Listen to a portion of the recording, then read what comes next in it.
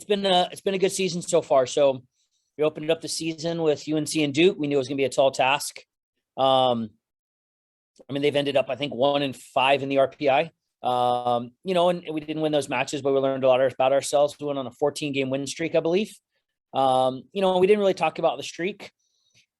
And then, we played a really hungry LSU team, who if they would have lost to us in that last game at home on senior night, their season was over.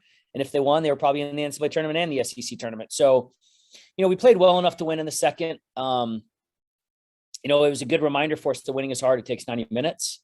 And, we never want to lose. I think sometimes those things can be a blessing in disguise, in terms of refocusing you, recentering you. And now it's postseason, right? We'll go and try to win a conference championship. And then after that, we'll be in the NCAA tournament and try to win some games in that. All right, Paul, you want to start us off? Yeah, Coach. Can you kind of share with us, maybe the mood or whatever last night afterward, and maybe what you guys took from that last night? They were gutted. I mean, gutted. They really wanted to go 10-0 in the SEC. No one had ever done it. We said no one's ever done it because it's really hard. Because once you're picked number one, you get everyone's best effort. I mean, their kid scores the second goal, and she was literally on the field inconsolable in tears. It meant so much to them. So we're going to get everyone's best effort, and that is in some ways a badge of honor. And, we didn't play as well as we could for 90 minutes last night. So, we didn't say much. We don't have to, right? I mean, we have a really good, mature team. They know. And I think, it's just a good reminder that winning is hard. And, when you win 14 in a row, sometimes you can forget that a little bit, right? And you just assume it's going to happen. So, we never want to lose. In the end, I think this could end up being something that helps us moving forward. I was going to ask too, do you have an update on Tankersley? Yeah, she's not out for the season. We do not have a timetable. Okay. Hopeful of NCAA tournament or? Yeah. She'll be back at some point. Okay. All right. Thank you. I'll let somebody else go. Thank you. Yep. Andrew. Hey, Coach, I was wondering if you could talk a little bit about the importance of having the number one seeds and the benefits that come along with it. You mean in the SEC tournament? Yeah, sorry. Yeah, the top six get, a bye in the first round, and then the ones play a team that's already played, in 2 of the last 3 years, including us. Actually, 3 of the last 4 years, including once us in 2017, a team from that 7-10 game made the final, and once they won it. So, Vanderbilt, won it last year from it. So, yeah, I mean, it's soccer, right? I mean, sometimes there's something to being desperate. We got to win a game or two to ensure we're a 1 or 2 seed in the NCAA tournament, which is pretty big. And, I think after a loss, our team's going to be pretty hungry. And I also wanted to also ask you about Brianna Hunter. I believe she's led the team in minutes the past couple seasons. I wonder if you could talk a little bit about her just impact on the program.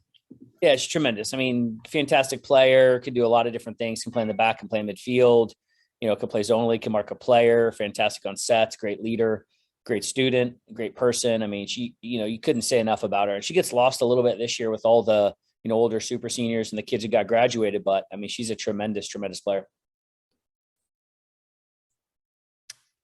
Anyone from Pig Trail got a question? Yeah. Hey, Coach. Nick Petriccioni with Pig Trail. I remember stopping by your practice one of the first days and saying, you were mad that you guys were picked tied with Texas A&M for the preseason SEC media poll. Yeah.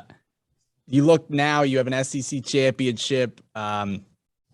How would you, if the season were to end today, how would you rate the season in this team?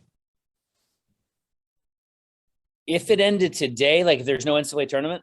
Yeah, just like, up until this point, how would you say you would have comparative to any other seasons you've had? How does this one rank up for you? Yeah, we don't, honestly, we don't probably traditionally do that until the season's completely over. But that actually was Alyssa Orange. That video resurfaced after we won it outright.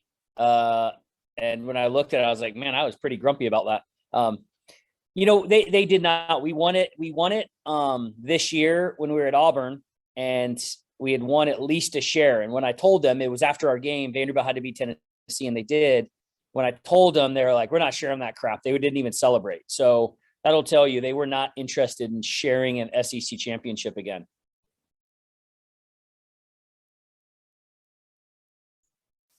All right. Anyone got anything else?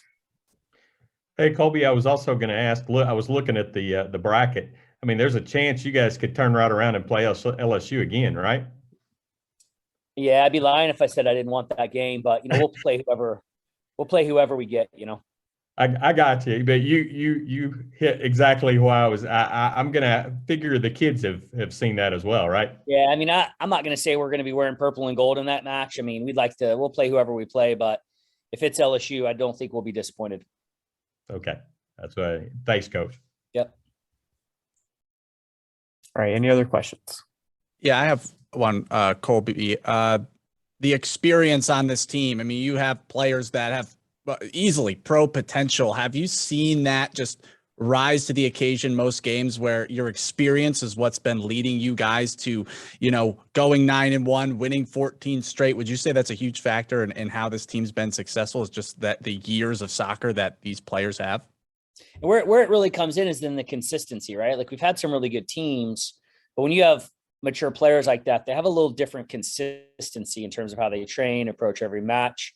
Sometimes when you have a younger team, you can have highs and lows, and they pick and choose who the important opponents are. Like, oh, this is a big one, they're ranked, or this team isn't doing very well. We haven't done that this year, and I think that's probably a testament to them and their leadership for sure. All right. Anything else? Thank you, guys.